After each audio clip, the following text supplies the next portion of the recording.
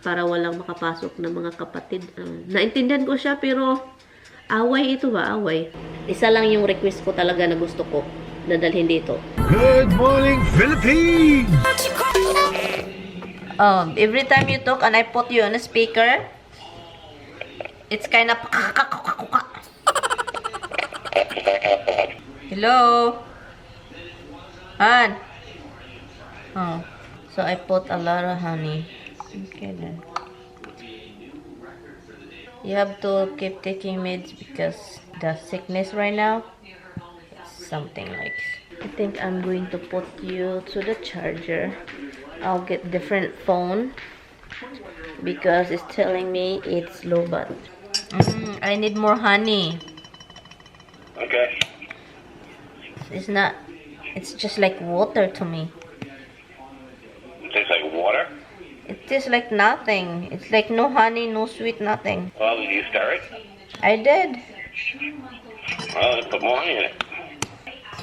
May sakit, guys. Good morning. Hindi okay yung pakiramdam ko ngayon. Bago natin ito labhan, suotin natin muna. Punta tayo sa labas. I'm not really feeling good, guys. Iba yung pakiramdam ko, as in, iba. Ano yung ulo ko, parang ang bigat. And I know also ngayon yung flu. So, hopefully hindi tayo magka-flu.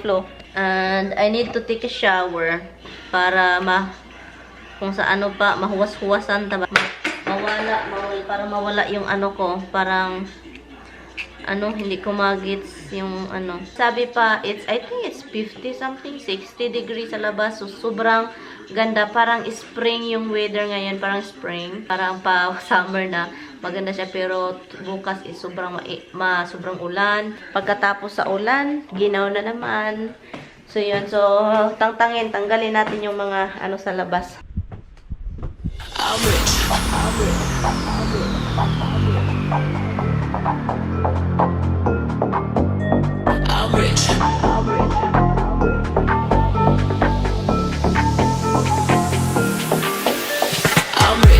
Diamonds on my body rich. Smelling like Versace rich. Dizzy and Beyonce rich. I'm rich. Diamonds on my body rich. Smelling like Versace rich. Dizzy and Beyonce rich. I'm rich. I'm rich.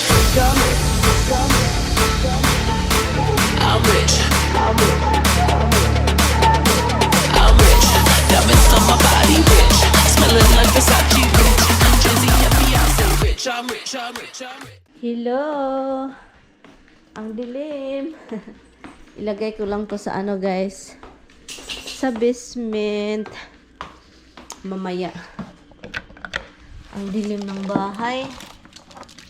Garbage. Yung pakiramdam ko ba is parang talagang alam ko na ano talaga yung sakit ko. Gagrabe ito mamaya. But anyway, walang araw pero ang maganda yung panahon. All the window is open. Dito din open.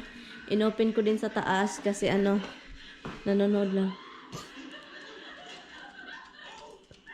Akala ko uulan. Wala pala. Akala ko talaga uulan.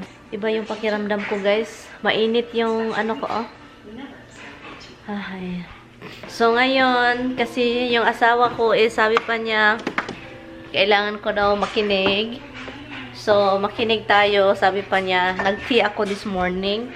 Sabi pa niya, mag-tea ka pa. Kailangan ko daw uminom ng tea talaga. Tea. Ito yung Lipton gamitin ko, guys, kasi yung binili ko na tea for Elmira, hindi ko siya gusto yung green tea. Hindi ko siya gusto yung green tea. So, ngayon, itong Lipton gamitin natin. Nakasealed naman siya dito. Ito, at saka, yun yung Christmas lights diyan. At saka, of course, yan is si Habsi Boy. Anyway, nanonood lang ako ng Lifetime na, mga movie. Yun, guys, I'm sorry, guys, I'm not really feel better. Gusto ko sanang pumunta doon sa isang bahay, kaso lang andun yung kapatid ni Tami. Ayoko. Ang ingay, yung parang ang daming mga ichichiburitsi, mga sinasabi na hindi ko gusto. But so yun, and hindi din ako, I'm not feeling good also. So yun, hindi na lang tayo punta doon. I have to take a picture. Yun yung gagawin natin. And then send it to my hubby. To your hubby. Kaninang umaga, nakita niyo din akong uminom ng tea, diba? O, sobrang aga. Ay, itong movie na panoorin ko is True Story. Yung killer na yung killer na husband, pinatay niya yung niya. Tatlong anak, maliliit at saka yung asawa. Si Chris Watts. Pinatay niya yung asawa niya at mga anak, and then after nilagay sa sa water tank ba yun or gas tank? You cannot, Habs. You cannot just keep asking for food, okay? I know. Natulog na ako, guys, pero naghanap ako ng makakain. Hindi ako okay. Naghanap ako ng makain na something, parang yung katawan ko naghanap ng something. Iwan ko, hindi ko magets. Ang sakit ng ilong, ang sakit ng ulo. Nakahiga na ako, matulog na sana ako, hindi ako makatulog. Dito si Roxy tulog na. Tulog na ka, Rox? Nagising na naman si Misty. Anyway, guys, it's already 10:30 and hindi ako makatulog. Iba yung pakiramdam ko. Mama doesn't see any ice cream, Rox. I don't see any ice cream. There's no sweets. I will see you na lang. Good night, guys. I-in ko na tong vlog. Hanap na lang ako ng pagkain sa refrigerator. And oh my God. Good morning. Good morning. Ang sakit ng tilaokan ko, guys. Grabe. Pagbangon ko kanina, grabe yung sakit dito. Sunday ngayon. Sabi pa ni Tami, punta daw ako ng clinic. Sabi ko, ayaw ko eh. Alam ko naman yung katawan ko. Sabi, hintay ka hanggang mag-grabe daw ako. I don't know kung magbayad ka ba. Punta ka sa yung mga pharmacy, yung mga pharmacy like CVS, Walgreens.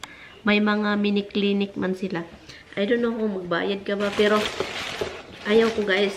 Ang dami kong yung mga injection, ang dami kong nalalaman tungkol sa mga injection na yan. Ilagay sa katawan mo. And then, ewan ko. Kakain na lang ako ng Hawaiian bread. I took, tea. 2 teacups. Yun yung una kong ininom kasi, ang sakit dito. Grabe. And then, yeah, last night, naghanap ako ng sweets para makain ko. Pero wala akong tinapon ko yung meron na kaming ice cream. Ang tagal na pala. Sira na. Itong asawa ko, guys. Kagabi pa yan, guys. Pumunta yung kapatid niya doon sa bahay ng ina nila. Iwan ko na lang. Every time na makausap ko yung asawa ko, galit. Galit. Hindi galit sa akin. Galit sa mga nangyayari. Iwan ko na lang. Sobrang aga, nag-usap kami. I-change daw niya yung padlock sa isang bahay para walang makapasok na mga kapatid. Naintindihan ko siya, pero away ito ba? Away. Magagalit yung kapatid niya na isa. Iwan ko na lang. Sobrang aga. Sabi ko, wag mong gawin yan. Ginoo ko. Mga problema talaga sa Amerika. Or kahit hindi lang sa Amerika, kahit sa Pinas. Pag mawala yung mga magulang, mag-away-away dahil sa mga, sa mga naiwan ng magulang. Ito, hindi naman si Tami nakipag-away. Gusto lang niya respeto ba? Gusto lang niya, yung pag-usapan, dapat nandun silang tatlo para pag-usapan kung alin ang para sa'yo. Hindi lang kunin yung mga magaganda at saka iwan yung mga hindi na pwede, Yun yung gusto ni Tami. Pero yung kapatid kasi niya, kinukuha na, abolish. Sabi pa ni Tami, naglulot daw yung mga kapatid. Pwede daw siya dakpin. Kasi dapat ihati-hatiin sa kanilang tatlo kung anong meron doon na valuable. Pero kinukuha na. Parang naglulot ba? Yan, di ba, mga looters, pwede daw ipadakip. Illegal. Kasi dapat i-split. Sabi ko, away to. Huwag kang maghanap ng away. Sabihin mo kung ano yung naramdaman mo. Huwag mong sabihin mo lang sa kanya para pag-usapan ninyo. Hindi na dapat ganun. Sakit sa ulo. Sabi ko, ganyan na. Basta mawala ng mga magulang, gayon na. Away-away na kayo, ha? Sabi pa niya, hindi naman ako nakipag-away. Gusto ko respeto lang. Dapat nandun kaming tatlo. Hindi lang yun siya. At saka, dinala kasi niya yung anak niya doon, kinuha lahat. Mga baril na sa kapatid, kinuha. At saka sinabihan pa naman ni Tami yung kapatid niya na dalhin ko yun sa bahay kasi gusto ni Tami. Ngayon, kurot lahat, 4 kinuha. Binigay sa anak, nandun na sa pamangkin ni Tami. Kaya, nagalit si Tami. Anyway, early in the morning, ito yung pinag-usapan natin kasi yun yung bumangon ako dahil na-stress ako nakinig sa asawa ko. Kayo guys, anong gagawin nyo kapag ganun? Ang gusto ni Tami, respeto lang. Naintindihan ko si Tami, pero gusto ko yung walang away ba? Para para mahati. Kung anong dapat hatiin, huwag na mag-away-away. Hindi yun pala away yung asawa ko, pero kapag inano talaga yung boundary na, iba yun. Iba talaga. Kilala nila yung kapatid nilang lalaki, pero wala silang pakialam talaga. Wala man yan si Tami pakialam. Gusto ba? Fair. Gusto hati-hati. Or kung gusto, pag-usapan. Kung gusto ng mga pamangkin ni Tami, pag-usapan, ibigay, ganyan. Hindi lang kuha na kuha. Tinapon pa yung mga gamit ni Tami na gusto niya. Tinapon ng kapatid. Sino bang magagalit? Hindi magalit yan. Nakita niya sa basurahan kagabi, naghalungkat si Tami sa basura kagabi pagdating sa bahay. Hinalungkat kung anong mga tinatapon andun. Tinatapon yung mga mamahaling gamit para sa pusa, yung parang yung $500 yung pabili namin, yung pag ng pusa, may collar, detect, open na, para ganun ba? One long angry line later. Dahil may sakit tayo, ang panglaban ng sakit is exercise. Mabigat-bigat ito. I don't know how many pounds is this. Okay. My camera is acting up. Every few minutes, the camera just shut off and died. For no reason, hindi ko talaga alam. Nagloko na naman ito. Kapag nakahiga lang ako doon, parang lalala yung yung pakiramdam ko. Wala pa naman tayong, health insurance. Matigas kasi ulo ko. Pero sanay naman ako sa mga ganito. Every time talaga yung weather is mag-change, magkasakit ako. Pero madali lang talaga din akong maulian. Yung parang mawala yung sakit ba, madali lang din. Hala, sorry. Misty, sorry. Sorry, mate. Misty, sorry, mate. Hello, friends. I feel a little bit okay now, friends. Tommy is so mad because he want me to go to, kakausap lang din namin. At tinawagan ko siya kasi sabi ko, ba't hindi siya tumawag? Nagluto ako ng rice, kakausap lang namin, and nagalit siya kasi akala niya, sinabihan niya ako na, punta ka sa punta ka sa CVS magpa-inject daw. Sabi ko, ayaw ko talaga na siya, kasi may na daw, namatay. May namamatay na daw dahil sa flu. Sabi ko, hindi good? Sabi ko, hindi mabuti kasi magkita kami ni biyanan. Sabi ko sa kanya, I'm sure she won't be happy to see me. So yun. Change na talaga niya yung lock, guys. Change na talaga niya lock sa bahay. So kausap niya yung kapatid niya. Nagtanong ako, anong sinabi mo? Sabi pa niya, sinabihan ko, gusto ko yun sa bahay, dalhin dito sa bahay daw. Pero kinuha mo talaga, binigay mo sa mga anak mo. Grabe talaga ako, guys, no? As like, sabihin ko talaga sa inyo mga pangyayari, kasi, ganito naman yung life talaga. Dinala mo talaga. Binigay mo sa anak mo, paano na? Kung hindi mo, tinanong mo sa akin kung gusto ko, sabi ko sa iyo, gusto ko, dalhin ko sa bahay. Pero kinuha mo talaga. Wala. Daw sila, nagsagutan. Pero hindi katulad ng mga Pinoy ba, pag mag-away, magkapatid, iba sila mag-away. Parang, sabi walang sigawan. Pero talaga, sagutan daw. Isa lang yung request ko talaga na gusto ko, dadalhin dito. Kung gusto nila itong kunin yung table, go ahead. Kunin nila to, yung couch, amin man yan. Kung anong gusto nila, kunin nila. Pero isa lang yung request ko, yung chandelier. Ang ganda kasi yung chandelier na yun, guys. Libyanan, maganda siya. Kailangan lang linisin, pero ang ganda. So sabi ko kay Tami, yun lang talaga yung request ko. Yung chandelier na yan, gusto ko dito yun. Gusto din ni Tami yun, pero sabi ko talaga, baka sabihin kay Tami na gusto nila, and then ibigay sa mga anak nila, and then mga apo ni Bianan.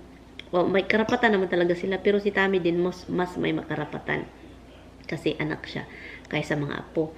At saka gusto rin ninyo ni Tami kasi ang ganda talaga. I don't know kung nakita ninyo yun. Maganda yung sa living room, maganda siya. Linisin lang talaga, nag-spark kasi totoong crystal. Very old yun. Binili ng ama nila. Pag mag-ask sila na ibigay sa pamangkin mo, sabihin mo gusto mo.